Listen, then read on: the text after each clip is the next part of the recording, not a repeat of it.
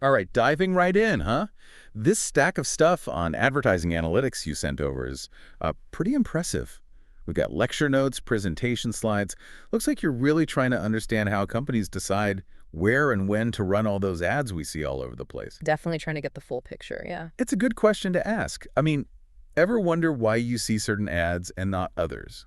Or how they figure out if, you know, dropping millions on a Super Bowl ad is actually worth it? It's not random, that's for sure. There's a whole science behind it. That's what we're going to try to unpack today. So it's 2025, and the world of advertising looks totally different than it did just a couple of decades ago. What really stands out to you from all this material? I think the sheer scale of the shift from, traditional to digital advertising is pretty mind-blowing. One of your sources, it has this chart showing how internet ad spending has like skyrocketed in the past 20 Oh years. yeah, I saw that one. Yeah. Crazy, right?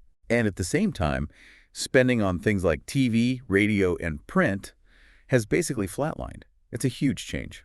It makes sense though. It's not just about the money, right? It's also about where we're all spending our time these days. You included that list of the top downloaded apps, and get this. 4 out of the top 5 are businesses built entirely on advertising. Yeah. You're talking TikTok, YouTube, Facebook, Instagram. I mean, those platforms are dominating everyone's attention these days. So it makes sense that, well, advertisers are following the eyeballs, right? They're going where the people are. Exactly. And this shift is having, well, huge implications for traditional TV, what we call linear TV.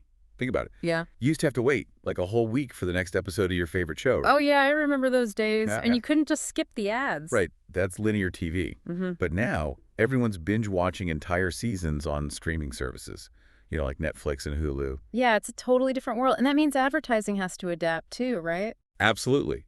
It's a whole new ballgame. Some streaming services, like Netflix, are subscription only, no ads. But others, like Hulu, have actually started incorporating advertising into their model. So we've got these two main models now, advertising and subscription. How do their goals and priorities differ, especially when it comes to, keeping us glued to our screens? That's a great question. Okay, so with a pure advertising model, the content is free or very low cost, and the platform makes its money by selling ad space. Think YouTube or like the free versions of streaming services with ads. Right. Makes sense. Their top priority is making sure those ads are actually getting results, which means a big focus on ROI, return on investment. So advertisers need to see a tangible return for their investment, Oh, right? absolutely. Whether that's sales, leads, or brand awareness, they need to be able to measure the impact of those ads. So they're not just throwing money at ads. They're making strategic decisions based on data. What about the subscription model? What are their goals? Well, with subscription models, it's all about keeping those subscribers happy. Platforms like HBO Max, which are ad-free, need to convince you that their content is worth paying for directly. Right. So they're focused on the value proposition of their content. Exactly. They focus on understanding what keeps viewers engaged, what makes them hit that subscribe button, and what could lead them to cancel. We call that churn. So it's two different paths leading to the same goal, essentially maximizing their audience. But let's zoom in on the digital advertising side for a minute. What are the main ways companies are, well, grabbing our attention online these days? Okay, so there are two primary types of digital advertising: display ads and keyword search ads. Display ads are those sponsored posts you see all over social media, like on Instagram, Facebook, YouTube, you name it. Oh yeah, you can't miss those. They're everywhere. Right. And they also pop up on websites, often kind of blended into the content you're reading. Right, right. I see those all the time. What about those keyword search ads? Those seem a little more subtle. Yeah, those are the ads that appear when you search for something specific on, say, Google or Bing. Let's say you're looking for running shoes. Boom, suddenly you see ads for Nike, Adidas, all those retailers right at the top of the results page. So they're playing on what we're actively searching for in that moment. Smart. But how do these different types of ads actually generate revenue for the platforms? Okay, so display ads typically charge advertisers based on impressions. That means the company pays a certain amount every single time their ad is displayed, whether you click on it or not. Wait, so even if I just scroll past it, the advertiser still pays? Yep. It's all about getting their brand in front of as many eyeballs as possible. We call that PPM, or paper impression. Keyword search ads, on the other hand, work on a pay-per-click model, so PPC. The advertiser only pays when someone actually clicks on their ad. Okay, I can see how that could get expensive fast, especially if you're bidding on those super competitive keywords. Imagine bidding on something like private jet. Those clicks have got to be worth a fortune. You got it. Yeah. The cost per click can vary wildly based on the keyword, the competition, and the perceived value of that click. Advertisers are willing to pay a premium if they believe it will lead to a high-value conversion, like someone actually buying that private jet. Wow, that's high stakes. But it all comes back to that ROI, right? Advertisers are constantly weighing the cost of each click or impression against the potential revenue it might generate. Exactly. It's a delicate balance. Okay, so before the break, we were talking about ROI, and you're about to explain that mysterious S-shaped curve and how it connects to these different ad timing strategies.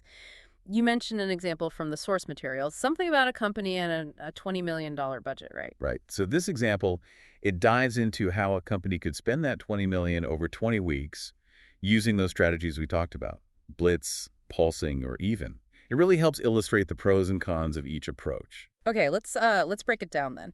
If they went all in on a blitz, it'd be like that Super Bowl ad scenario, right? Massive exposure for a short period and then silence. What's the advantage there? Well, the blitz is all about making a big impact quickly. It's really perfect for launching a new product or, say, running a time-sensitive promotion. You generate a ton of buzz, grab everyone's attention right away. But wouldn't that be, super expensive to get that level of exposure in such a short amount of time? You're right, it can be a risky move for sure.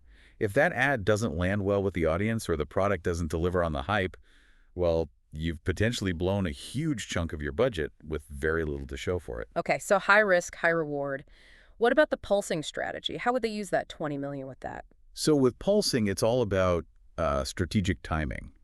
Essentially, you're kind of turning the volume up and down on your advertising spend, aligning it with, say, key moments or events. So you might like ramp up spending during back to school season if you're selling school supplies and then dial it back afterwards. Exactly. Or you could increase the ad frequency leading up to, say, a big sale or a product launch.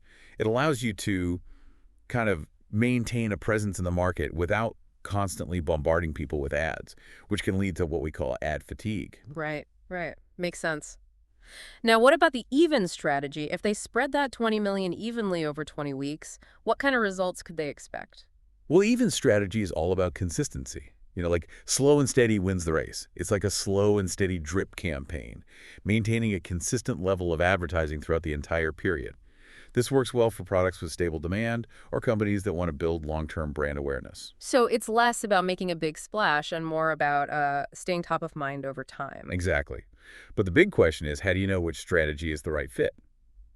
Well, that's where those two factors we mentioned come in: ad stock decay rate and the advertising response curve. Okay, remind me about that ad stock decay rate again. It's how quickly people forget about an ad after they've seen it, right?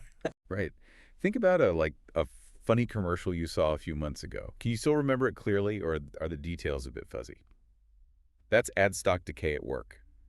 Some ads have a long-lasting impact, while others just fade from memory more quickly. So if an ad has a high ad stock decay rate, it means people forget about it faster. And a low decay rate means it sticks with them longer. Exactly. And that decay rate is crucial when deciding on your ad timing strategy. If an ad has a high decay rate, you might need to blitz or pulse to keep reminding people about it. But if it has a low decay rate, a more even approach might be sufficient because the impact of each exposure lasts longer. Okay, that makes sense. So the decay rate tells you how often you need to show the ad to make it stick. What about that S-shaped curve? What does that tell us? So the advertising response curve, often depicted as an S shape, it shows the relationship between ad exposure and sales. Basically, it's a way to visualize how different levels of advertising translate into actual results. So, like, how much impact does actually seeing an ad have on whether or not someone buys a product? Exactly. And it's not always a simple linear relationship. At low levels of ad exposure, the curve is relatively flat.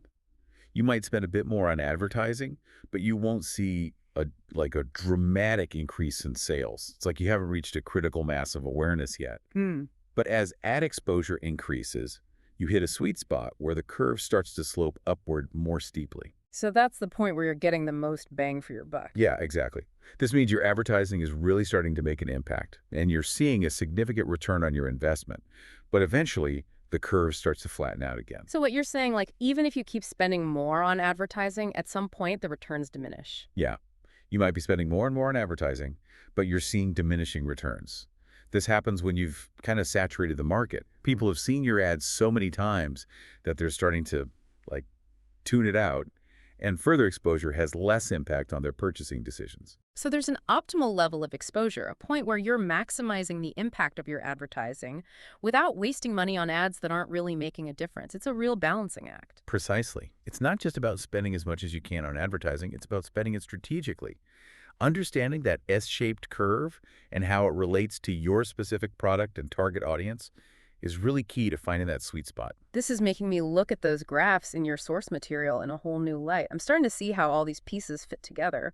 But before we wrap up, I'm curious, we've talked a lot about the science and strategy of advertising, but what about the creative side? What actually makes, like, a good ad? The kind that grabs your attention and makes you remember it.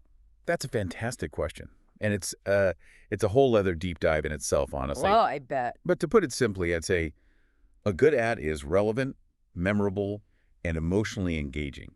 It needs to, tap into our needs, desires, fears, or aspirations. It's not just about conveying information. It's about connecting with the viewer on a deeper level. So it's about telling a story, evoking a feeling, or making us laugh. It's about making a lasting impression. Exactly. Think about some of the most iconic ads. They often do just that. They tell a story, evoke an emotion, or make us laugh, and they stick with us long after we've seen them. This is making me realize there's a whole art to this, a whole creative process that goes into crafting those messages that stick. Absolutely. It's a fascinating blend of art and science, data and creativity. And with the rise of digital platforms and all the data they generate, the world of advertising is constantly evolving. It's pretty mind-blowing to think about all the factors that go into making a successful ad campaign. But I have to say, I'm feeling a lot more informed now, thanks to all this. I'm starting to see those ads everywhere now with a whole new perspective. It's like you've given me a secret decoder ring. I love that analogy. Especially those targeted ads that seem to follow me around. I'm much more aware of how that all works now. Speaking of targeted advertising, it's a good reminder that there are, important ethical considerations at play here, too. Mm-hmm.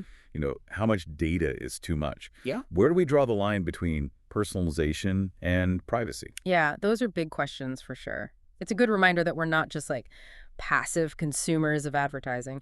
We have choices about how we interact with these platforms and what information we share. Absolutely. It'll be interesting to see how the industry evolves as consumers become, more aware and discerning about data privacy.